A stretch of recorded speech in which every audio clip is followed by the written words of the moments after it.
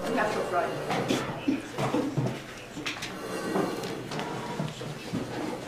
My late father used to demand from us every single week a Dvar Torah at the Shabbos table. And as I remember my father telling one of my siblings, it wasn't me, if you don't have Dvar Torah, don't bother coming to the meal. That's what my father was. It was a demanding, those were the days, the old days. Today the children demand from the parents, you don't have three types of tchina, don't. So, one of my brothers had a few Divrei Torah that he would every year recycle, and we knew it's coming. And in Parshas Bo, he would always give the following Dvar Torah. So he began this one at age 7, and then now he's 39, and I'm sure his kids know the Dvar Torah as well. Now he's a Rebbe, he's by now a rabbi, he's by now a professor, but this Dvar Torah is what I will quote from my younger brother. And he notes that last week's Parsha we had 7 of the plagues. In this week's Parsha we have 3 of the plagues. If you look at the first 2 letters of the name of last week's Parsha, you have a Vav and an Aleph. The numerical value is 7. And if you look at the first 2 letters of this week's Parsha, you have a Bet and an Aleph. That is 3. So that's how we know that we have 3 plagues in this. That was his Dvar Torah, and he would say it every year. My father was satisfied. He said it's his Dvar Torah, and he was able to sit by the table until cleanup time when he would disappear. So now,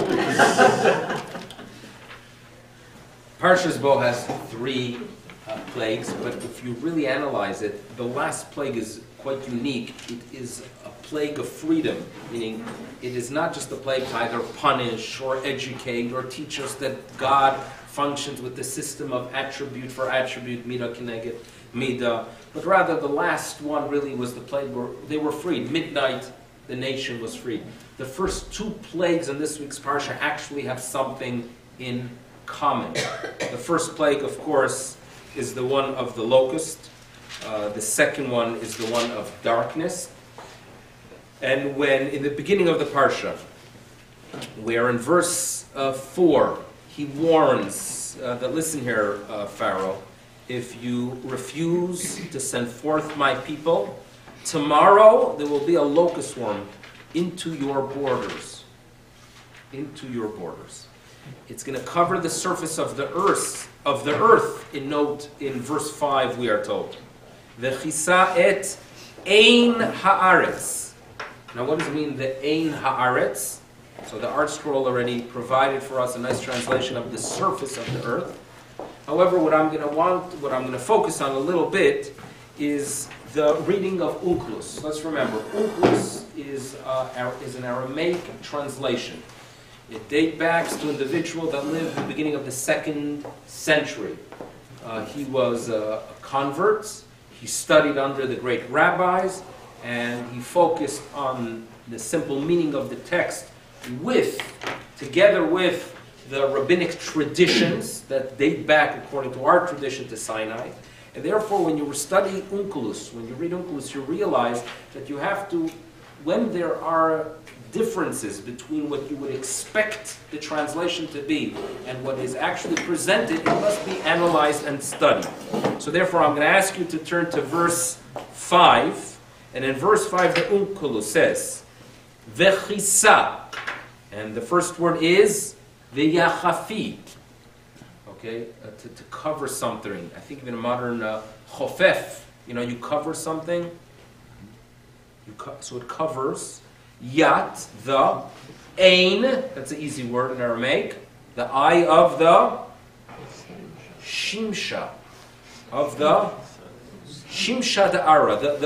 The son of the land, the Shemesh. He's talking about the Shemesh. Covering of the sun. Now, it's not so far-fetched, because when you say that the land, the eye of the land is covered, what does that mean? You have the ability to see the land with your eye when there is light. If there is no light, your eye serves no purpose. So your eye is going to be covered due to the fact that the sun is going to be covered. So this seems to be a plague that relates to a lack of sun. That's plague number 7. Excuse me, plague number 8. The next plague is Choshen. So both of them relate to light, darkness, or the sun. The sun itself, and revoking its ability to assist the Egyptians in their daily life. So let's keep that in mind. But we're going to move forward now to verse 8 on the same page, where after the servants of Pharaoh say to him, this is becoming impossible. Let them go. So in verse 8, Moshe and Aaron are returned to Pharaoh. And he says to them, go serve your God. Who's going? Miva mihaochim. Moshe responds, the youngsters, elders, sons, daughters, flock, cattle. It's a festival to God. We are all going. Responds Pharaoh in verse 10, listen. Yehi chen Hashem imachem, God will be with you as I send you and your children, but you should know, and this is what I'm focusing on, the last few words in Pasuk Yud, Re'u ki ra'ah neged pnechem. But just be aware of the fact that ra'ah, evil, is opposite your faces. Meaning what you are doing is something that's going to be destructive to you. What does that mean? It's going to be harmful. It won't work. Ra'ah. Now, if I would have the ability of placing a camera like this in a time tunnel, remember when I was a child, there was a TV program called, I think it was called The Time Tunnel. We had these two fellows, it was like a cone-shaped tunnel that they would go in. They would travel in time. And they used to visit even biblical periods. It's a very fascinating TV program. So I take your camera and I put it in the time tunnel and I shoot it back 3,400 years ago. And I have the ability of watching the interaction between Moshe Rabbeinu and Pharaoh. Now, this is an interaction that's taking place, and odds are that when the Torah quotes what is taking place, it's not every single word, but rather what is relevant. In addition, what language is being used between these parties? Is Pharaoh speaking Lashon HaKodesh? I assume not. And therefore, it's really a translation. So what we are getting here is a translation of what Pharaoh said. So what did Pharaoh say to Moshe? I have a strong feeling that when Pharaoh turns to Moshe, he says to him, an ancient Egyptian, Re'u, you should know that Ra'ah, he used the word Ra'ah, is going to be against you. Ra'ah, Ra is going to get you.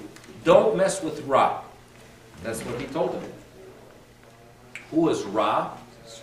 The sun god. Ra is the sun god. And there is no doubt that the tension there, we talked about the fact last week that the beginning of the plagues, it all originates with Moshe showing that I have the power over Sobek. We learned about Sobek last week, who was the god with the crocodile head. Last week, by manipulating the staff and turning it into a serpent, a sea serpent, or some kind of crocodile, he was showing him, I have the power over Sobek. Now, what is being presented is, oh, you think that Ra is going to be the one to stop us? Worry about not Ra, because we could go ahead. The God of Israel could take care of the Shemesh, and there's going to be a plague of locust that will cover the Shemesh of cover the sun. There will be a plague of darkness, and you will learn very fast that Ra'ah has no powers. When it's translated into Hebrew, it's presented as Ra'ah, which is evil, and that's what he was basically saying, that some evil force, but in the original, it most probably refers to good old, the God of sun. So that's how it's understood here. It's interesting to note that when the Torah describes the plague itself, and if you look at verse 15, Vaychaseten ein kol haaretz, and what happened? Vatechshach, and there was indeed darkness over the land. So darkness played a very significant role there. move to verse 19 when it's actually removed, and Kodesh Baruch Hu brings a powerful west wind. It carries the locust to the Sea of Reeds. Not a single locust remained within the entire border of Egypt. Lo nishar arbe echad. A year or two ago, I talked about a tradition that dates back to the 12th century authority, Rabbeinu Hananel. And the way he learned this verse was as follows, that God created a situation where in the future there will never be locusts in Egypt. Locust plagues will take hold in other countries in the region. Egypt will be safe. And my father did his research by contacting the United Nations and looking at maps if locusts indeed took hold in Egypt. And he noted that on the sides and the areas, he took the map of modern Egypt. The rim around the country, it did take plague, but in the core of the country, they never had a locust plague. So this is one of my father's things he did in research. But we're going to focus on one more thing. Yes? Sorry, I remember as a child the locust plague in Israel. Yeah. It was a real plague of locusts, and there were thousands. It was black, and we stood with pots and pans to make noise to get them away. Wow, so you lived through a plague. Yeah. Wow. You know, the Yemenites were collecting them because they eat them. Yeah. No joke. Chocolate-covered locusts. It's kosher, by the way. In the Torah, it's kosher, and they have a tradition, and 100% they have every right. And if I would have a real strong desire, perhaps I would find a heter, but for the time being, I'm okay with my tradition. Yeah, it's interesting to note that when we are told, Lo nishar, in verse 19, Lo nishar arbe echad b'chol gvul Mitzrayim. You see the end of verse 19? And Rashi tells us that Lo nishar arbe echad, af hameluchim shemalchu mehem. What happened, as the Yemenites did in Israel, the Egyptians in Egypt, there's a tremendous plague. They're overwhelmed with it, but at the same time, they grabbed several of them, and they preserved them. They preserved them in salt. So they had in their basement jars and jars of preserved locust. And the way you preserved it is with salt. When this wind came, somehow supernaturally, it did not just blow away the locust in the field. Somehow it entered into their basements and took the jars with them. Why does Rashi share it with us? Nice medrash. Why does Rashi share with us this medrash? Meaning Rashi does not share with us every single midrash. There are hundreds of thousands of midrashim. Rashi will only share with us a midrash if there is something within the simple reading of the text that indicates that something else is taking place.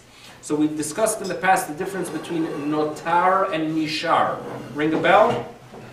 Yeah? You want to take a shot at it? What's the difference between notar and nishar? So when you used it when they were leaving Egypt. Okay. But good. I can't remember anything beyond that. Good. You're doing good. We're working well with it. So when in page 358, keep your hand here on 342. We'll just move forward to 358, and we are told that they carried their go. I remember the dough. Bingo. They carried their dough. They carried their misha'arotam, tzurot besimlotam. So some translate it as their leftovers, but the truth is the mish'eret, mem, shin, aleph, resh, taf, is the kneading bowl. So why is a kneading bowl called a mish'eret? Kashor is and that's what comes from. It's chametz shor. Okay, seor, exactly. So here we're progressing very well. The next word is seor, shin aleph resh, is sourdough. Seor is sourdough. And what is sourdough? You have a dough. Starter. It's a starter. Meaning, when you go ahead and take all of the dough, you leave a little bit in that bowl.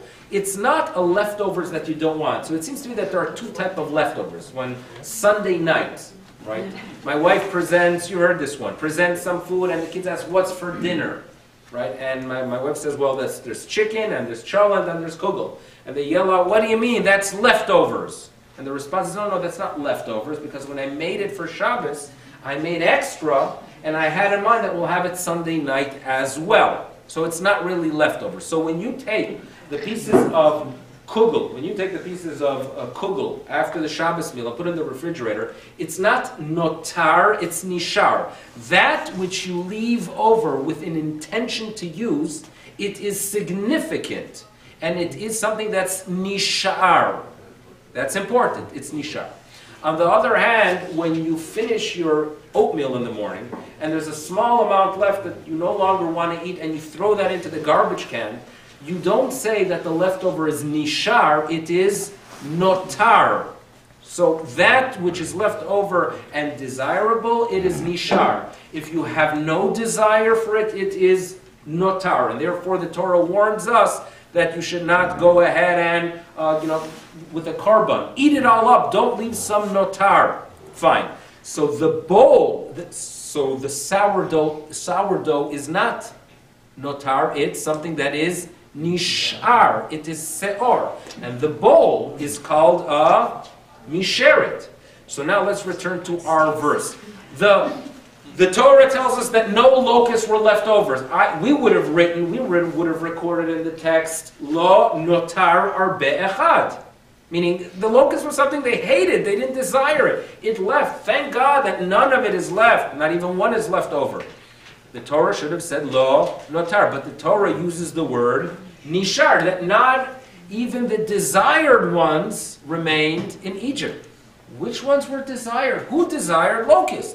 So Rashi tells us, yes, there were those that indeed were desired, because once there was a plague, the Chaptarain, and like the Yemenites, they took some of them, they covered them in chocolate, and they were able to eat their chocolate-covered locusts. Those two were gone. So therefore, the word nishar is actually used. So this is an explanation that is given for it. Make sense? Now you have to remember with the korban, eventually when we get to the korbanot, sometimes it says lo notar, lo nishar, and that's something we'll accept. Page 358, let's go back to it. And here we go to a fascinating explanation.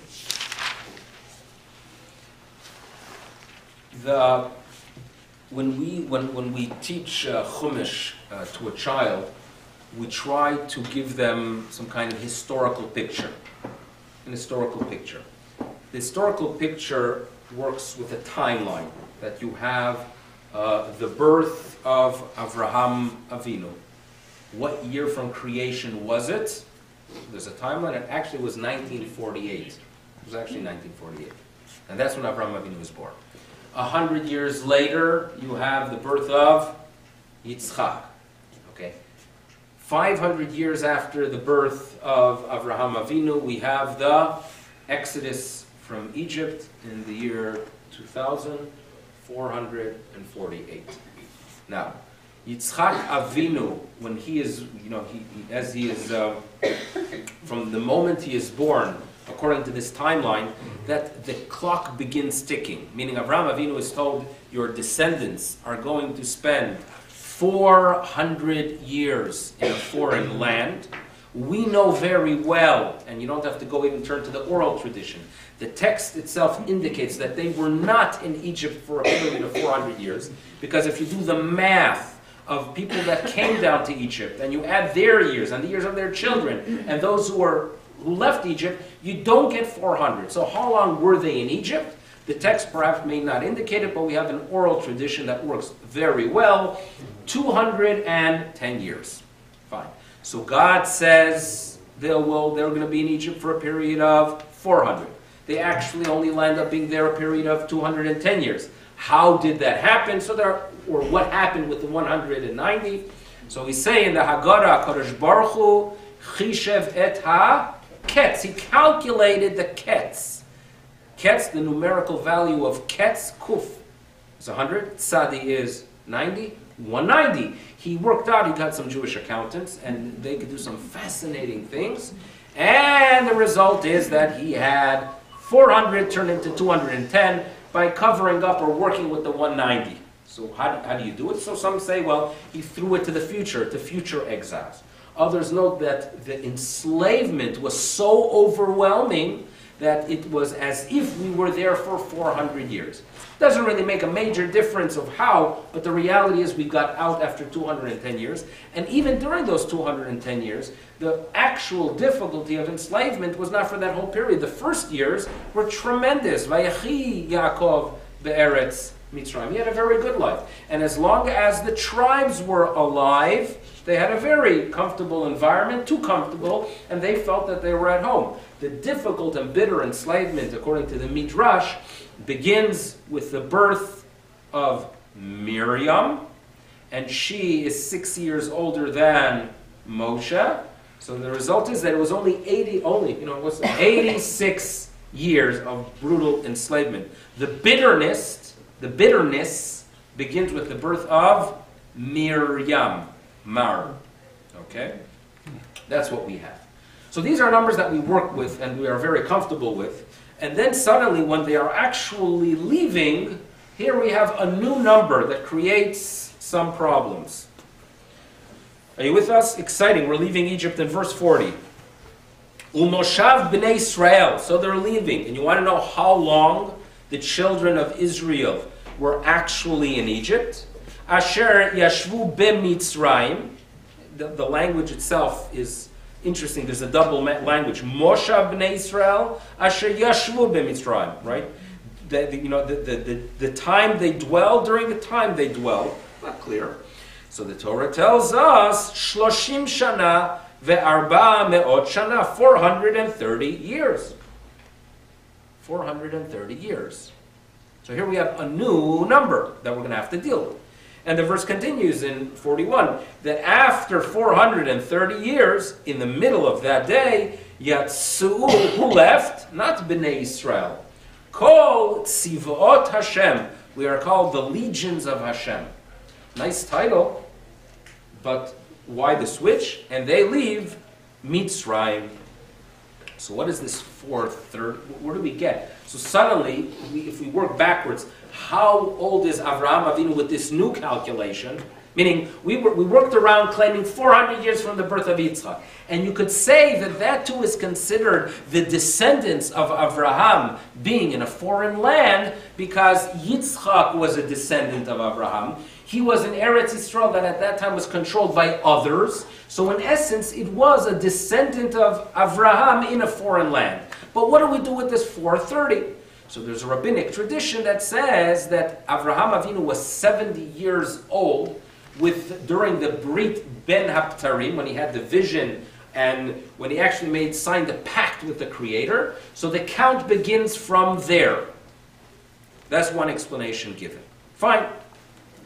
Comes the Netziv, the Rosh Hashiva of Volozhin, and shares with us a different explanation. And it works as follows. He notes, we Jews have to believe that events that are taking place are one day going to have an effect, and we hope a positive effect, on the people of Israel. We have to believe that if there are major events taking place, and it could be a time that's a very dark period for the people of Israel, God at the same time is working for something that's going to take place in the future. God arranges the world for the people of Israel even many years before we actually see the results. Take, for example, the year 1492. Okay, my ancestors, I've mentioned this here several times, that I have a family tree, that I'm a descendant of a family called the Don Yechye family. The Don Yechye family was a well-respected family in Spain. They leave in 1492. They make it to Poland. Fine. So the Jews are kicked out of Spain. What other significant event occurred in world history in 1492? Columbus begins his journey, right? And he comes, in the olden days they used to say he discovered America. Today that's not politically correct. You're not allowed to say that. In other words, in a college campus, in the departments where I would hang out, it was a chas v'sholom to make such a statement, discovered America, because you're basically saying that these are people that were objects, and you're not allowed to do it, but rather he invaded America, the beginning of the downfall of the Aboriginals. You could come up with whatever term you want, but 1492. Now think about it. Think about it. At that time, the Jewish world of Spain is collapsing. And the difficulty, you cannot minimize the torture that the Spaniard Jews went through. If you read about what was done in Lisbon a few years later when they were kicked out, they thought, many of them traveled to Portugal, and they had a few good 4 or 5 years where they thought, okay, we can start a new beginning. They were brutal. The Spaniards are brutal. Okay, what they do with during bullfights, that's you could just tell what kind of nature these people have. Now, going through a brutal time. What's the Almighty doing at that same? You've been at a bullfight? Yeah. Is it a brutal place to be? Only if you're a bull. But the crowd, I mean, you feel, in Mexico, I remember watching it on TV. There's something very... Primitive. It's hard on me. It's hard on the animal. Sorry. It's politically correct way of doing it. It's hard on the animal. Need some therapy after that. Anyway, the 1492, the Kadosh Baruch Hu is planting the seeds for North America, for Canada and the United States. And if not for Canada and the United States, and if not for the Jews that left Europe between 1881 and 1924, what were the numbers? We're talking about millions. Millions. What would have been of Jewry, of European, of Ashkenazi Jewry, if not for this America? In other words, here in the United States, most Jews you will meet are descendants of those who arrived during that period of time. In Canada, it's not so. But the reality is, HaKadosh Baruch Hu, it seems to be, we don't understand the way he works, but we could look at historical facts. What is taking place in 1492 is as Jews are being expelled from Spain, HaKadosh Baruch Hu is setting the stage to save millions of Jews from the events of World War II. That's a reality. That's how God works in a very perplexing way. Notes the Netziv. In the 430 years before the Exodus, HaKadosh Baruch Hu starts working things in Egypt. That Egypt develops into the type of country where the Jews could settle. We survived Egypt, by the way. And we survived, it was an exile that could have been much worse. There's a statement in the Talmud that we have to be thankful that when Yaakov went down to Egypt, it was not with chains, meaning when Avram Avinu was warned, his descendants are going down and going to be in a foreign land as in an exile. So the vision, what vision came to him? His descendants taken to a foreign land. In those days, how were people taken to foreign lands? In chains, in captives, like was done in the Americas in 1830. You could see the blacks being mistreated and transferred in chains. That's how he imagined it. And without doubt, he said, he felt this is an awful decree. What can I do? What actually took place? How does Yaakov come down to Egypt? With a royal carriage, greeted by the prime minister, treated like a king. That's the attribute of mercy. So when did Egypt begin this development of becoming a country where you could have a less brutal exile?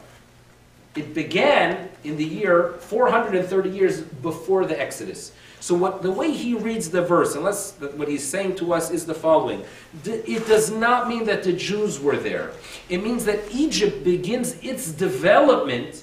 The 1492 of Egypt is 430 years prior to the Exodus. Umoshav bnei Israel asher yashvu b'Mitzrayim was shloshim shana arba'ma shana. And what he's saying is not that they settled there, but establishing an environment where they could settle. And he labels and he calls that Tzivot Hashem, the armies of God, does not mean the Jewish people.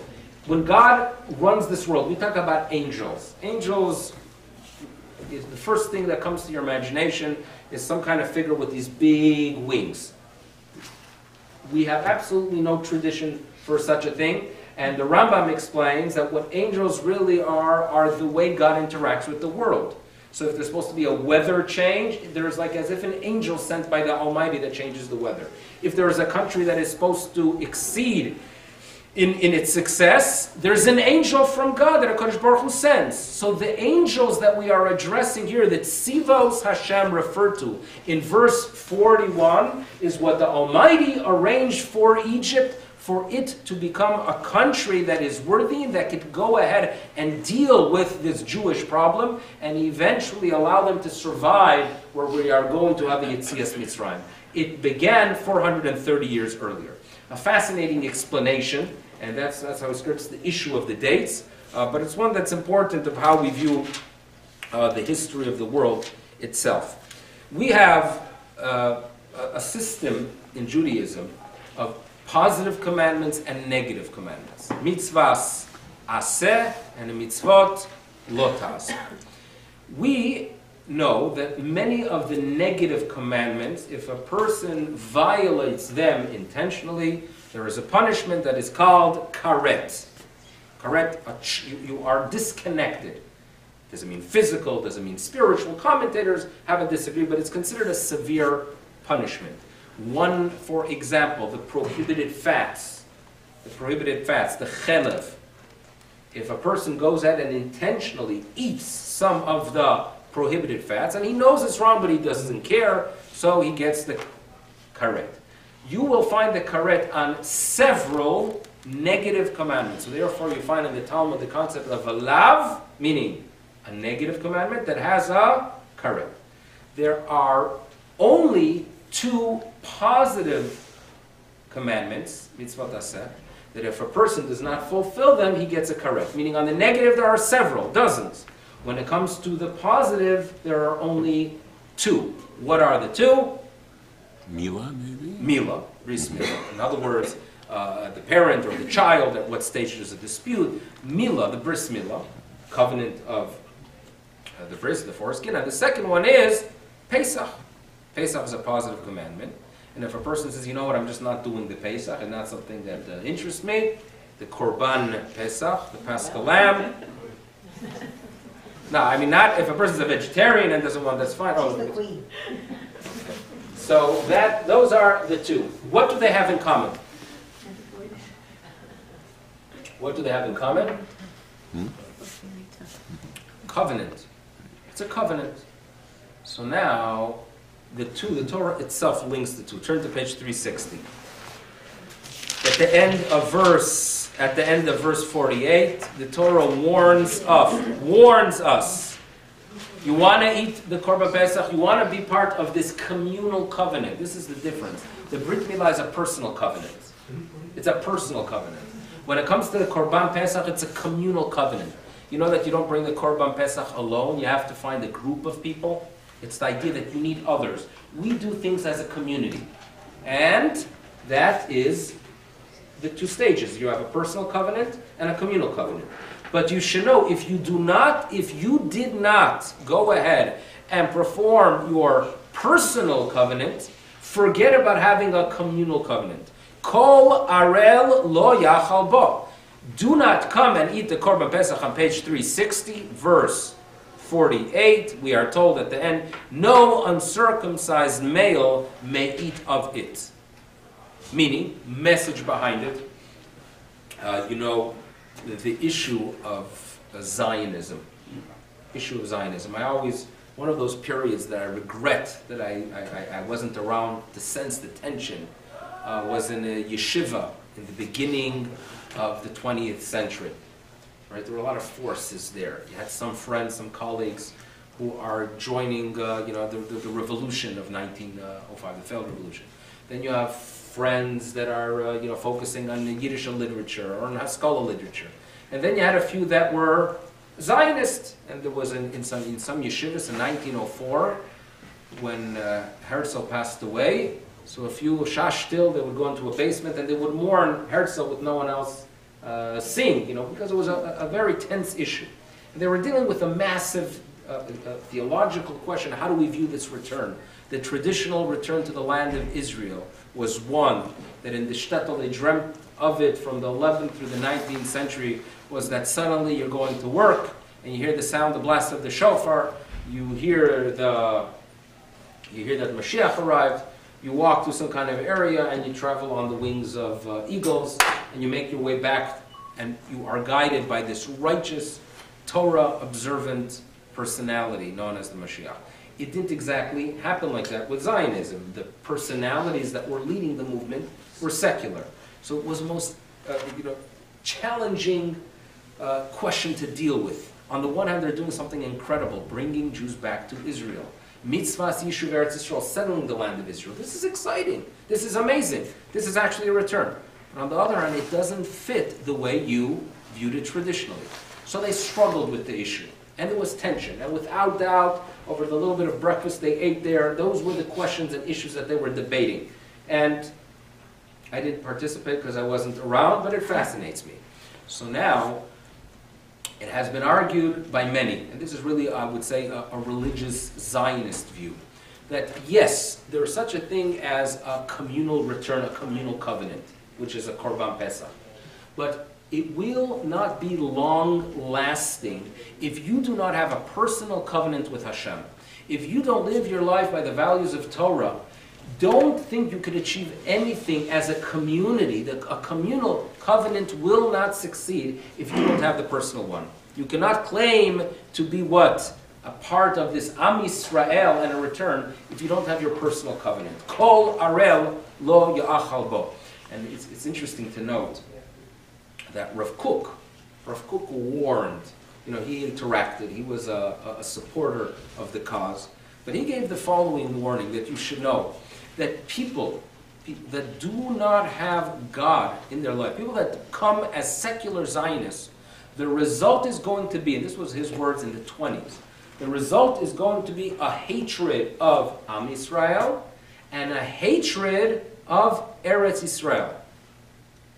Again, he was addressing people who were Zionists at the time, who were doing a tremendous amount of good, who were working the valleys and drawing the swamps and working day and night to build the land. He gave the following warning that if we do not, and he saw it as his personal mission. His mission was to bring God into their life, because if I don't achieve, if they remain secular, maybe not this generation or the next generation, but by the third generation, a secular Zionist is going to become a hater of the land of Israel. Very harsh words. Very harsh words. And then you go ahead and I talked Shabbos upstairs about this movie that got nominated for the Oscar, right? Great Yiddish Nachas. It was a headline in one of the Israeli Pride, that a movie, a documentary by the name of 5 Broken Cameras got nominated for an Oscar. An Israeli movie, so you can create Israeli pride. So you want to see what's the movie about. What is it about? You know what it's about? It's about the fact that there was a village of Palestinians that lived happily, and suddenly out of the blue, out of nowhere, the Israelis decide in 2005 to build a big wall or a fence by their community. And as a result had to take a few fields. And therefore they protested. It was a non-violent, because Palestinians, as you know, are not violent. So it was a non-violent protest, but the Israelis, the brutal Israeli soldiers, broke this fellow's camera. Not 1, not 2, but 5 cameras. So now 4, as a result, he was able to put together, there was a Palestinian who filmed it. He couldn't do anything with it. So who do you find? If you want to put together a good anti-Israeli movie, who do you go to? So you go to Tel Aviv and you find the guy by the name of Guy Davidi, and he put it together. Excellent job, excellent editing. It's all about the editing. And Mazel Tov, Israel, take pride on the fact that we presented to the world how awful we are towards the Palestinians. Right? Now what is that? That's a hatred of Eretz Yisrael. It's a hatred. What does it stem from? What does it stem from? Yeah. It seems to be that just as a secular enlightenment, anything that is without Hashem, even a mitzvah, has no long-term standing. And therefore, it all roots back. Rabin gave a big speech in 1968 in Hebrew University, which addresses the crisis after the Six-Day War. The crisis, meaning we won, now what? In other words, Zionism, a secular Zionism, works very well as long as we are climbing, as long as I have some kind of mission. If the goal is being in the land of Israel and having a functional state, mission accomplished in 1967, now what? A religious Zionist knows very well that Israel is not the goal. Israel is the mean, because that's where we could function as Torah Jews. That's where we could function and have fulfill our mission of being a righteous nation, a kind nation, a light upon the nation. We see the land of Israel as a mean. If you view it as a goal, like any goal, like in sports, when a team wins the Super Bowl, the first thing they ask themselves is, okay, so what about next year? Meaning you're not satisfied when you reach goals. Maybe in soccer it's different, but when you go ahead and realize it's a mean every day in the land of Israel for the religious Jew, and no challenge. In other words, we don't doubt ourselves. And we have another thing to take into consideration, perhaps, is the fact that if you don't believe that this is really yours, if you don't believe it's really yours, but you believe, I'm being persecuted, and the way of thought in the 20s and 30s was, it's okay to go into Vietnam and allow the French or Americans to control it. It is okay to go into Algeria and allow the French to control it. So what's wrong if we European Jews go to an area of these primitive Arabs and take their land? Meaning that was the way of thinking in the 20s and the 30s and the 40s. But people think very differently in the 70s and the 80s and the 90s. You know how people think nowadays? What right do I have to take their land? What right? So if you believe that this is given to you by the Ribono Shel Olam, if you believe in this book, you are comfortable. You know that you are right and you can be confident with your behavior. If on the other hand you don't believe in this book, and you just believe that, I have some kind of identity, but I have no clue what this identity is about, and then I go ahead and live by these new set of values that we have no right to take from Palestinians, everything collapses. So there could be many answers to the question, but it's a fact and it's a reality, unfortunately. And when you look at the elections in Israel, that's one of the questions that they deal with. Who are we as Jews? Who are we as Jews? Now, the responsibility is not upon the secular. The responsibility falls upon those who are religious. What is their responsibility? To be honest, right? To be people that when the secular look at them, they say, you know what? They're not as crazy as I thought. Right? And to understand the way of thinking of the world around them. There was one of the Chavrei Knesset of Agudat Israel, was a fellow by the name of Rabbi Ravitz. Now, Rabbi Ravitz, a very nice man. And there was an issue that a woman, secular woman, who was very uncomfortable with the religious way of life. Unfortunately, Hashem punishes such people, and their kids become observant. And I'm not joking, because it is the most painful thing. I know this woman in New York. We're very, very close to her. Her name is Florence Gawkin. And she's a real New York liberal Jew, and friend David Dinkins. She was a big player in everything. And she didn't mind that one of her daughters lives a lifestyle that is very, very far from what we are about. But when Bill, in the early, this is on tape, better be careful. But when Bill became religious, her world fell apart. And she hopped on a plane in 1981 and came to the land of Israel to save her son. But thank God she was able to meet some people, and among them my father, who said, you know what, we're not as crazy and scary as you think. The result is that she's able to have a wonderful relationship with her Mishug and his son. So that's the key. People that have, so I mentioned Ravitz. Ravitz had such an issue of a woman that came to him. And so it was Ravitz, the mother, and the observant son. And the observant son is complaining about the mother. And the mother is complaining about the observant son. And the observant son says to Ravitz, she thinks we dress funny. And Ravitz responds, she's right. We do dress funny. And that's what she thinks that we are not. We aren't. In other words, he basically explained to the son that you have to value. Sometimes with people that are escaping their past, try to wipe away the traces.